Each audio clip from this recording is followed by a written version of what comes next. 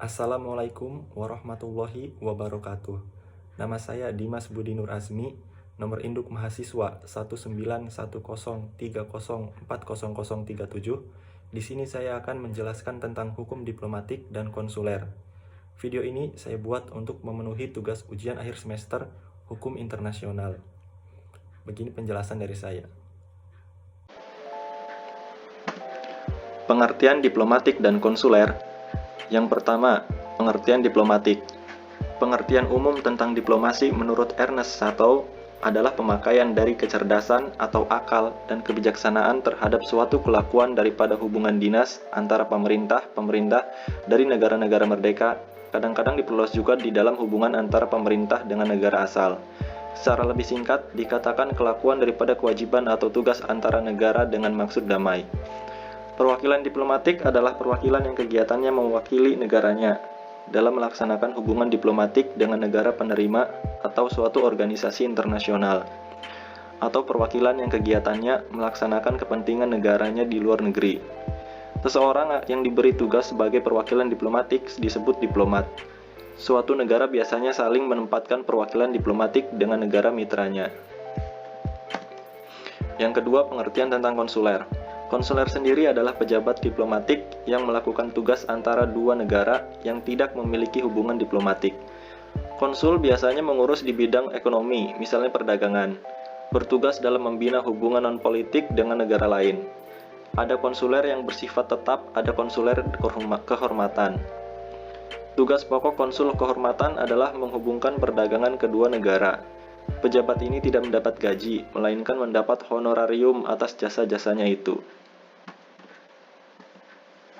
Selanjutnya ada sejarah hukum diplomatik. Sejarah hukum diplomatik itu sendiri sangat panjang dan termasuk suatu hal yang rumit. Sebelum didirikannya Badan Perserikatan Bangsa-Bangsa, perkembangan kodifikasi hukum diplomatik tidak begitu pesat. Sejak Kongres Wina tahun 1815, para anggota diplomatik telah diberikan penggolongan dan beberapa tata cara sementara yang telah pula dibicarakan. Namun tidak ada suatu usaha untuk merumuskan prinsip-prinsip hukum diplomatik dalam suatu kodifikasi yang dapat diterima secara luas oleh masyarakat internasional. Peraturan yang telah disetujui pada waktu itu oleh Kongres hanyalah didasarkan oleh hukum kebiasaan internasional dan juga diambil dari praktek-praktek yang kemudian diberlakukan di kalangan negara-negara. Kongres Wina tersebut pada hakikatnya telah merupakan tonggak sejarah dalam sejarah diplomasi modern, karena telah berhasil mengatur dan membuat prinsip GVG Krishnamurti, Modern Diplomacy, Dialectic and Dimensions, First Edition, Bhupender Sagar, New Delhi, 1980, halaman 89. Prinsip secara sistematik termasuk praktek-praktek atau cara-cara umum yang di bidang diplomasi. Kongres Wina 1815 telah menetapkan tingkatan secara umum mengenai penggolongan kepala-kepala perwakilan diplomatik secara mutakhir. Menurut Protokol Wina tanggal 19 Maret 1815, diplomatic agents are divided into their classes. That are ambassadors, legates, or nuncios, that of envoys, ministers, or other person accredited to sovereigns, that of charges the affairs appreciated to ministers of foreign affairs. Kemudian penggolongan itu diperluas lagi dalam Kongres Aix-la-Chapelle pada tanggal 12 November 1818, di mana telah ditetapkan lagi pangkat lainnya, yaitu Minister Resident, yang merupakan pangkat di antara ministers dan charge di affairs. Sedangkan legates dan nuncios, sebagaimana ditetapkan dalam Protokol Wina, merupakan wakil-wakil dari Pope. Usaha untuk mengadakan kodifikasi terhadap prinsip-prinsip diplomasi selanjutnya dipandang cukup berarti adalah dalam tahun 1927. Pada masa Liga Bangsa-Bangsa, sesuai dengan resolusi Dewan Liga Bangsa-Bangsa, telah dibentuk komite ahli untuk membahas perkembangan kodifikasi perkembangan hukum internasional, di mana telah dilaporkan bahwa dalam subjek hukum diplomatik yang meliputi dari cabang-cabang pergaulan tersebut, diplomatik antarbangsa haruslah diatur secara internasional.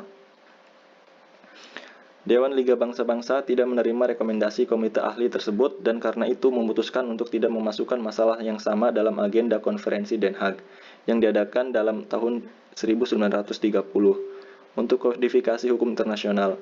Sementara itu, konferensi negara-negara Amerika yang diadakan di Havana tahun 1928 tidak saja telah menganggap bahwa masalah itu sangat penting, tetapi setelah dibahas secara panjang lebar telah menetapkan dua konvensi, satu mengenai pejabat diplomatik dan yang lainnya mengenai pejabat konsuler. Rancangan-rancangan yang dihasilkan oleh Komisi Hukum Internasional itu merupakan paduan antara kenyataan-kenyataan yang ada di dalam hukum internasional, di lege ferenda, dan saran untuk pengembangannya. Dalam praktek, baik kodifikasi maupun pengembangan kemajuan pada hakikatnya saling berhubungan dan tidak dapat dipisahkan satu sama lain. Jika rancangan tersebut diperiksa oleh suatu konferensi internasional, biasanya mengalami perubahan yang kadang-kadang perubahan itu bersifat substansial. Namun sebelumnya rancangan itu disampaikan kepada semua pemerintah negara anggota untuk memperoleh tanggapan baik selama dalam dibahas di dalam Komisi Hukum Internasional maupun sebelum disampaikan ke Majelis Umum PBB. Materi selanjutnya tentang pembentukan utusan diplomatik dan konsuler. Perwakilan diplomatik atau perutusan diplomatik adalah petugas negara yang dikirim ke negara lain untuk menyelenggarakan hubungan resmi antar negara. Suatu hubungan diplomatik dilakukan melalui duta besar, ditandai dengan pertumbuhan perdagangan dan hubungan komersil, serta berdirinya kantor perwakilan diplomatik. Dalam pasal 3 ayat 1, Konvensi Wina tahun 1961 tentang hubungan diplomatik menyatakan fungsi dari perwakilan diplomatik adalah: yang pertama, mewakili kepentingan negara; kedua, melindungi kepentingan negara dan warga negaranya di negara penerima; ketiga, mengadakan persetujuan dengan pemerintah dari negara penerima; yang keempat, memberikan laporan secara berkala tentang kondisi dan perkembangan di bidang ekonomi, militer, ilmu pengetahuan, dan lain-lain di negara penerima; yang kelima, meningkatkan kerjasama kedua negara di berbagai bidang. Selanjutnya, klasifikasi utusan diplomatik dan konsuler. Kongres Wina pada tahun 1815 berusaha untuk melakukan kodifikasi atau klasifikasi dan tata urutan keutamaan perutusan diplomatik. Penggolongan tersebut telah ditetapkan menurut kedudukan dan fungsinya. Dalam Kongres Wina 1815, penggolongan kepala perwakilan diplomatik tersebut telah ditetapkan sebagai berikut: duta-duta besar dan para utusan; yang kedua, menteri berkuasa penuh dan duta luar biasa; yang ketiga, kuasa usaha.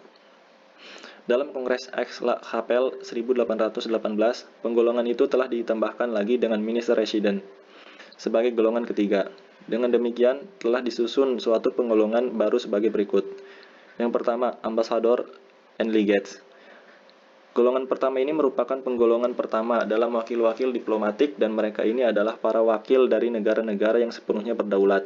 Mereka diangkat sebagai duta besar dari negara masing-masing, sedangkan wakil yang diangkat oleh Pope disebut legates. Yang kedua, minister plenipotentiary and envoys extraordinary. Keduanya merupakan wakil diplomatik tingkat 2, dan jika dibandingkan dengan golongan pertama, mereka menikmati kekebalan dan keistimewaan diplomatik yang agak berkurang. Yang ketiga, minister residen.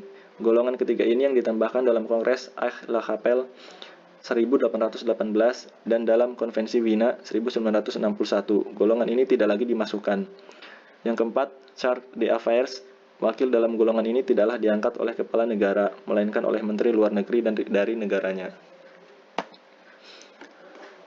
Dalam Konvensi Wina 1961 tentang hubungan diplomatik juga mengklasifikasi misi perwakilan diplomatik yang terdapat pada pasal 14, yakni: pertama, duta besar atau nuncios diakreditasikan pada kepala negara dan kepala misi lain yang sederajat; kedua, duta, menteri, dan internuncios diakreditasikan kepala negara; yang ketiga, kuasa usaha diakreditasikan kepada menteri luar negeri.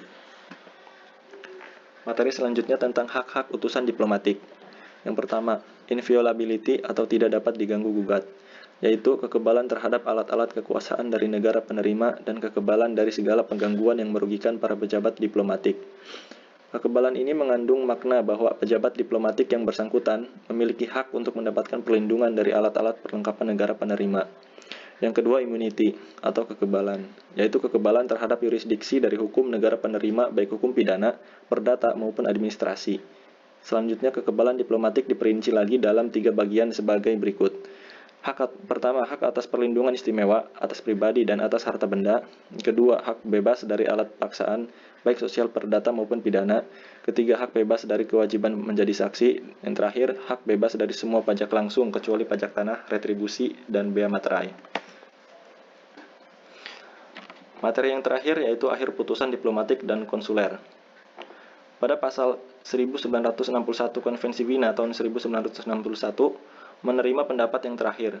Pada pasal 39 berisi Konvensi Wina pada 1961 menyatakan setiap orang yang berhak atas hak istimewa dan kekebalan akan menikmatinya sejak ia memasuki wilayah negara penerima untuk melanjutkan kejabatannya atau jika sudah di wilayahnya, sejak pengangkatannya diberitahukan kepada Kementerian Luar Negeri atau kementerian lain yang mungkin disepakati. Ketika fungsi seseorang yang menikmati hak istimewa dan kekebalan telah berakhir, hak istimewa dan kekebalan tersebut biasanya akan berhenti pada saat ia meninggalkan negara itu, atau pada saat berakhirnya jangka waktu yang wajar untuk melakukannya, tetapi akan tetap ada. Sampai saat itu, bahkan dalam kasus konflik bersenjata. Namun sehubungan dengan tindakan yang dilakukan oleh orang tersebut dalam menjalankan fungsinya sebagai anggota misi, kekebalan akan terus ada. Dalam kasus kematian anggota misi, anggota keluarganya akan terus menikmati hak istimewa dan kekebalan yang menjadi hak mereka sampai berakhirnya jangka waktu yang wajar untuk meninggalkan negara itu. Sekian pemaparan materi dari saya, kurang lebihnya mohon maaf. Wassalamualaikum warahmatullahi wabarakatuh.